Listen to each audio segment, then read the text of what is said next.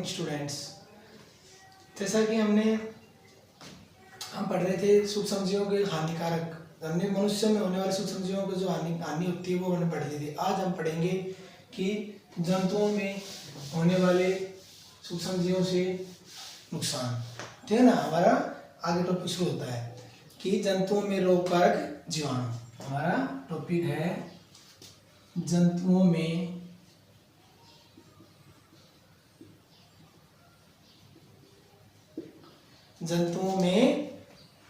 रोगकारक जीवाणु।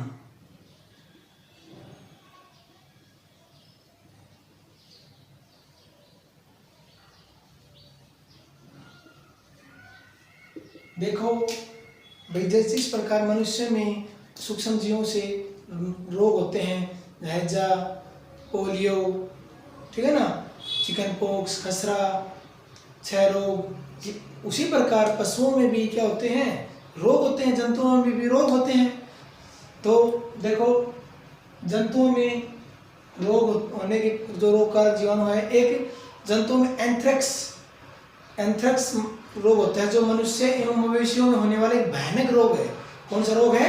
एंथ्रेक्स। वो मनुष्य और मवेशियों में दोनों में होने वाला एक भयानक रोग है। तो देखो, एंथ्रेक्स, इसके अंदर नोट करना, एंथ्रेक्स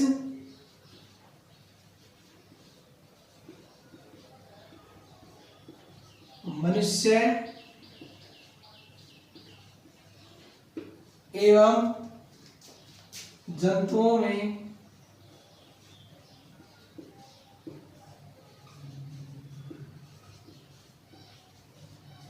होने वाला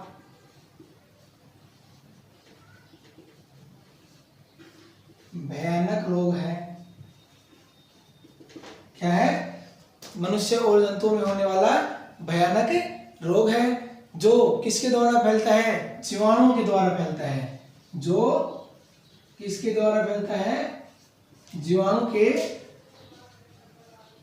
द्वारा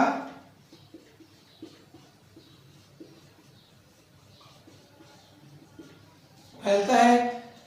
गाय में, अब जो गाय पशु है उसमें गाय में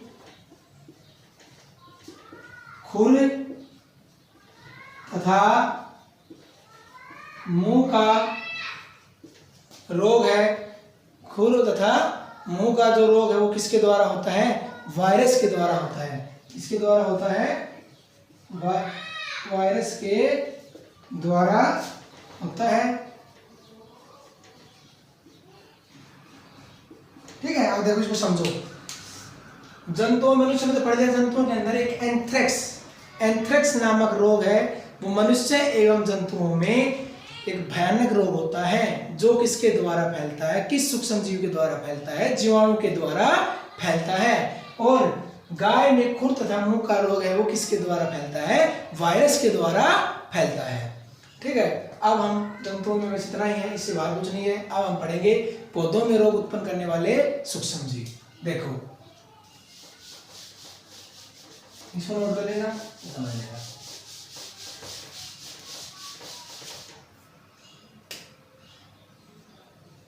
पौधों में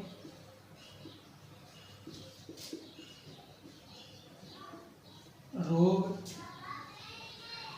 उत्पन्न करने वाले सूक्ष्म जीव। पौधों में रोग उत्पन्न करने वाले सूक्ष्म जीव, तो अनेक सूक्ष्म जीव, समझो, अनेक सूक्ष्म जीव गेहूं, चावल, ठीक है, आलू, गन्ना, संतरा, सेब और आम, इनमें क्या होते हैं? अनेक सूक्ष्म जीव हैं, वो उनके लग जाते हैं। उनमें रोग के कारण फसल की जो उपजाऊ है वो कम हो जाती है। मान के चलो, बाजरा है, उसमें कीड़ा लग गया है, तो क्या होगा? उसकी उपज है वो कम होगी। ठीक है ना, कम होगी। उसी प्रकार अब क्या करेंगे हम? कुछ ऐसे सूक्ष्म जीवों द्वारा पौधों में जो रोग उत्पन्न होने वाले सूक्ष्म जीव, उनके पादपों के मैं नाम लिखे बताता हूं। देखो, सबसे पहले पादप रोग। इससे बाहर जो मैं पढ़ा रहा हूँ, इससे बाहर कुछ नहीं आएगा। पादप रोग, इधर आएगा सूक्ष्म जीव, और संचरण का तरीका, फैलने का तरीका। ये क्या है, देखो पादप का रोग है, सबसे पहले नींबू कैंकर। नींबू कैंकर किस सूक्ष्मजीव के कारण फैलेगा? जीवाणु के कारण। किस सूक्ष्मजीव के कारण फैलेगा? जीवाणु के कारण। किसके कारण फैला? जीवाणु के कारण फैला। संचरण का तरीका, ये किसके? वायु के द्वारा, हवा के द्वारा फैलता है। ठीक है। फिर है गेहूं की रस्ट, ये भी सुना हुआ होगा। अब अपन कहते हैं कई बार गेहूं की रस्ट। तो गेहूं की रस्ट किसके द्वारा फैलती है? कवक के द्वारा। किस सूक्ष्मजीव के द्वारा फैलती है? कवक के द्वारा। ये किसके द्वारा फैलता है? वायु तथा बीज के द्वारा। वायु में तथा बीज में। अब है गेहूं की रस्ट हो गया। अब है मिट्टी का नाम है भिंडी की पात।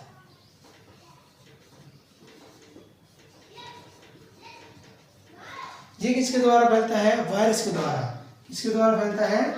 वायरस के द्वारा। और इसमें कीट लग जाता है। तो देखो ये तीनों क्या है? नींबू कैंकर है, वो जीवाणु के द्वारा फैलेगा, इसका संचरण का फैलने का वायु। ठीक है। गेहूं की रस्ट है, वो कवक के द्वारा फैलेगा, फैलने का तरीका वायु तथा बीज।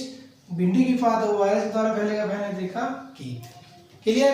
अब हमारा इस चैप्टर का लास्ट टॉपिक बचा है, वो और हम पढ़ लेते हैं। उसके बाद ये चैप्टर 2 खत्म हो जाएगा, चैप्टर 3 कल से स्टार्ट करेंगे। वो बच गया लास्ट में मोस्ट इंपोर्टेंट, नाइट्रोजन चक्कर। कि नाइट्रोजन जो वायुमंडल में होती है, वो उसका चक्रण कैसे होता है। पेड़ और पौधे वो क्या होती है, खुद है ना, वो अपना नाइट्रोजन खुद है अपने सीधा संपर्क में, मतलब सीधे ग्रहण नहीं करती है, वो किसके द्वारा ग्रहण करती है, कैसे कैसे उसका नाइट्रोजन चक्कर है, वो समझाएंगे। अब अगला टॉपिक है, देखो नाइट्रोजन चक्कर। मोस्ट इसको नोट कर लेना और याद कर लेना।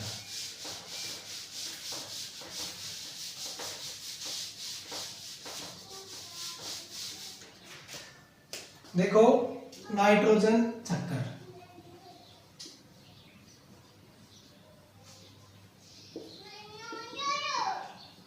देखो नाइट्रोजन चक्कर में है कि जो हमारे जो वायुमंडल है उसमें कितनी प्रतिशत? 78% क्या कौन सी गैस पाई जाती है? नाइट्रोजन गैस पाई जाती है हमारे वायुमंडल में। नोट कर लेना, हमारे वायुमंडल में, हमारे वायुमंडल में कितने? 78% नाइट्रोजन गैस पाई जाती है। ठीक है। और देखो यह नाइट्रोजन में क्या क्या उपस्थित होती है, ये और देखो नाइट्रोजन में प्रोटीन, न्यूक्लिक एसिड और विटामिन, ये क्या होती है? नाइट्रोजन में उपस्थित होती है।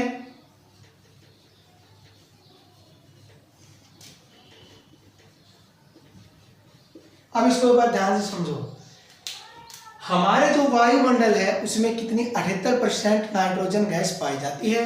नाइट्रोजन में प्रोटीन, न्यूक्लिक एसिड और विटामिन उपस्थित होती है। अब देखो पौधे व जंतु वायुमंडलीय नाइट्रोजन का उपयोग क्या करते हैं? सीधे नहीं कर सकते। जो पौधे हैं और जो जंतु हैं वो क्या करते हैं? जो वायुमंडल है उसका उपयोग है ना, वो कभी भी जो नाइट्रोजन है उसका वायुमंडल के अंदर जो नाइट्रोजन उपस्थित होती है उसका उपयोग कभी भी सीधे नहीं कर सकते, सीधे रूप से ग्रहण नहीं कर सकते हैं। वो किसके द्वारा कैसे परिवर्तन होगी, वो नाइट्रोजन चक्कर में समझाया जाएगा। तो देखो अब आगे आएगा कि जो मिट्टी में उपस्थित जीवाणु या नीले हरे शैवाल, मिट्टी में उपस्थित जीवाणु या नीले हरे शैवाल क्या करते हैं कि जो वायुमंडलीय नाइट्रोजन है उसका क्या कर देते हैं? स्त्रीकरण करके क्या करते हैं? नाइट्रोजन के यौगिकों में परिवर्तन कर देते हैं। देखो लिखो मिट्टी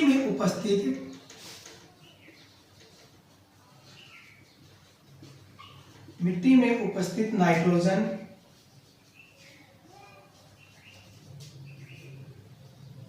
सॉरी, मिट्टी में उपस्थित जीवाणु, मिट्टी में उपस्थित जीवाणु तथा नीले हरे शैवाल, नीले हरे शैवाल, नीले हरे शैवाल वायुमंडलीय नाइट्रोजन का, वायुमंडलीय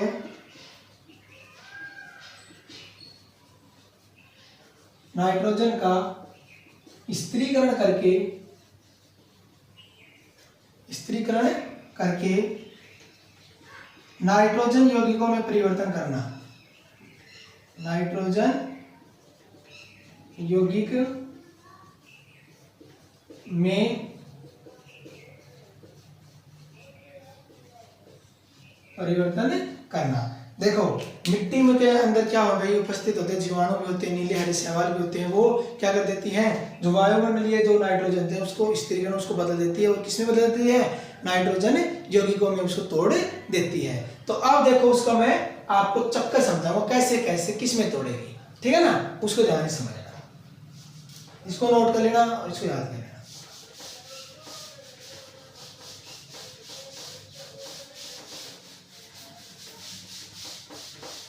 देखो सबसे पहले यहां पर ऊपर है वायुमंडलीय नाइट्रोजन, ये हमारा कोई भी क्या है, वायुमंडल है, और इसके वायुमंडल में क्या है, नाइट्रोजन है।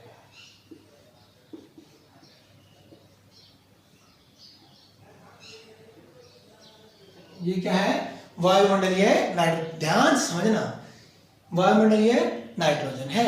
ये यहां से वायुमंडलीय नाइट्रोजन है, ये किस में बदल देता है, वायुमंडलीय नाइट्रोजन का जीवाणु एवं वायुमंडलीय जो नाइट्रोजन है उसमें जीवाणु एवं नीले हरे शैवालों का स्त्रीकरण, ठीक है ना। जो वायुमंडल ये नाइट्रोजन, ये वायुमंडलीय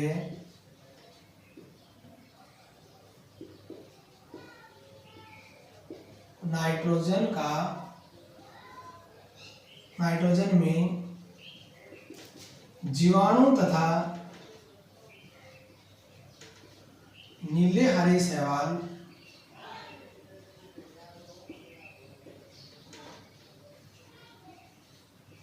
नीले हरे शैवाल का स्त्रीकरण,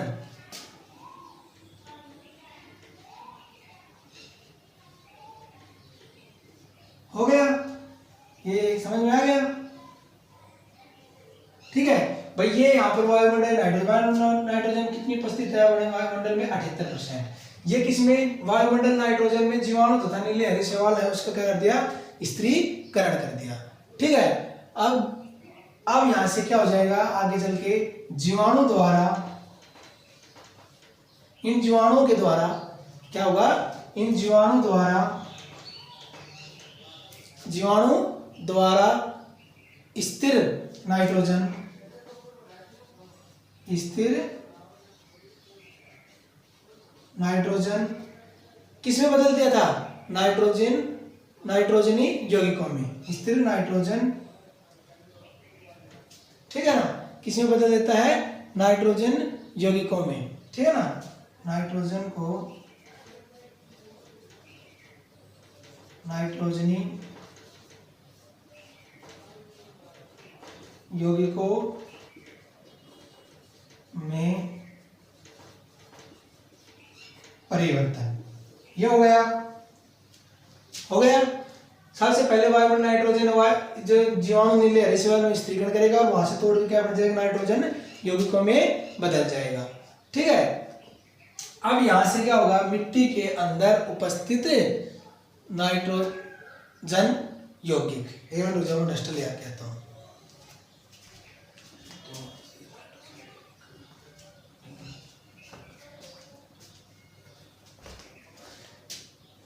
ठीक है।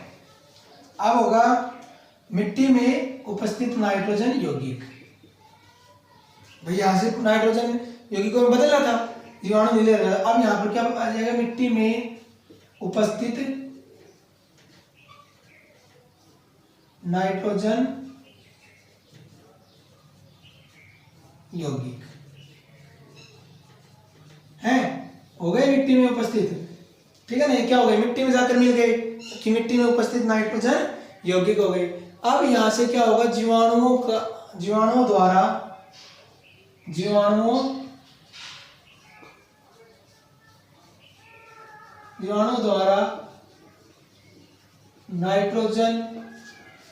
के द्वारा नाइट्रोजन है वो क्या होगी,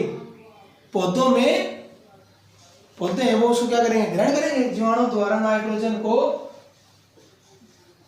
पौधों तक पहुंचना। ठीक है, ये हो गया।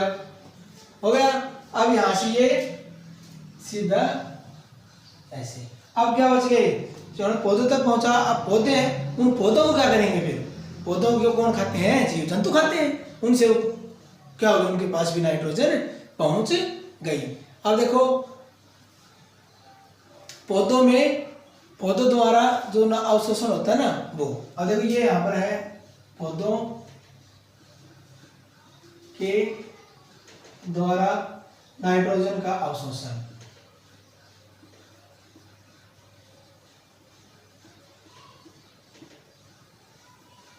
ठीक है, पौधों के जो मिट्टी में उपस्थित नाइट्रोजन यौगिक थे ना, वो क्या होगा, पौधों के द्वारा जो नाइट्रोजन है वो अवशोषण। और यहाँ पर क्या हो जाएगा, किसके माध्यम से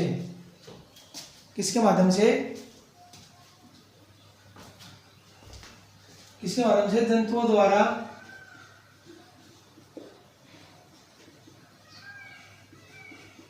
पौधों को खाना। भाई देखो, अब इस चक्कर को ध्यान से एक बार फिर से समझो। ये हमारा वायुमंडल है, क्या है, वायुमंडलीय नाइट्रोजन कितनी है, 78%। ये यहां से वायुमंडलीय नाइट्रोजन में क्या होता है, जीवाणु तथा नीले हरे शैवाल हैं, उनका स्त्रीकरण। ठीक है ना, वो मतलब कि स्थित होते हैं। ये जीवाणु द्वारा स्थिर नाइट्रोजन, जीवाणु के द्वारा जो नाइट्रोजन स्थिर होती है वो किस में बदल जाती है, छोटे छोटे यौगिकों में बदल जाते हैं, टुकड़ों में परिवर्तन हो गई।